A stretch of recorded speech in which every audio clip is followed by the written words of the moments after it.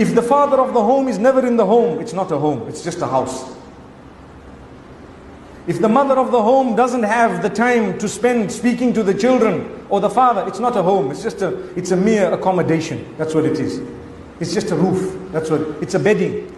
To make it a home, you need to have a family. To make it a family, you need to have communication. To be able to communicate, you need to spend time with each other. You need to put your phone aside. Turn off the Wi-Fi of your house, 10 o'clock at night, off. 9 o'clock at night, switch it off. So that you are not on your phone and your kids are also not. We tell our children, you are on the phone whole day, whole night. You know what?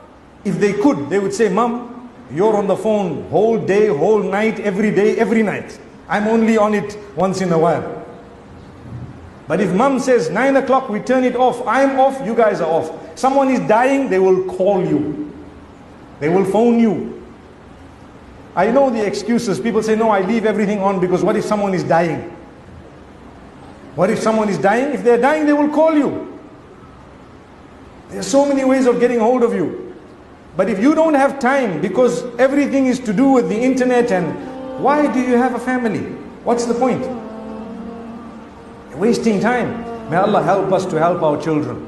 May Allah help us to help ourselves and then help our children. And wallahi, my brothers and sisters, the globe is struggling today.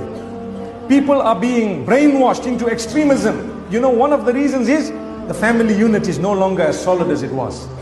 If the family unit is solid and the communication is good and there is a decent understanding and we go to pray together and we go to listen to our lectures together, we will be able to guideline our children. We will be able to guide our children and go to places that are meaningful, where they will have a balanced upbringing and they don't have to resort to something that is bad and evil. They don't have to do things behind our backs because we have a good communication. The minute their mind is deviating slightly, we will pick it up in the discussion we have with them because we have daily discussions. A lot of us do not have daily discussions with our children. I asked one man, do you ever kiss your daughters? He says, daughters? No ways. You don't kiss your daughters? No. How can I do that? I say, why not? I'm not talking about kissing them on the lips. No. We're talking about kissing them on the forehead, kissing them on the hand, embracing them, telling them, I love you so much, I miss you. Send them a message. Your daughters are growing up, your sons. How many of us have teenage sons? We never message them. They've got phones, they get messages from the whole world. They never got a message from dad.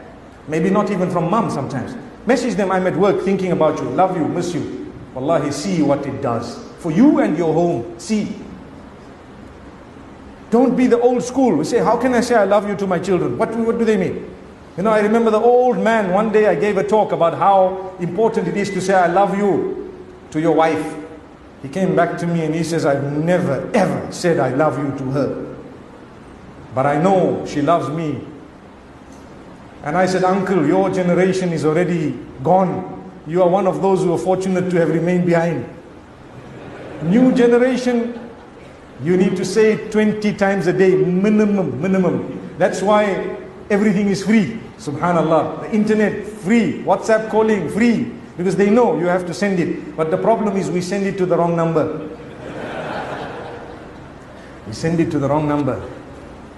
May Allah subhanahu wa ta'ala forgive us. Really. It's something important. Something good to learn. Remember to use your tongue. Just like dhikr of Allah is a very great act of worship. To say good words to your children is a very great act of worship. One day the Prophet ﷺ kissed Al-Hasan ibn Ali radiallahu anhu when he was a baby.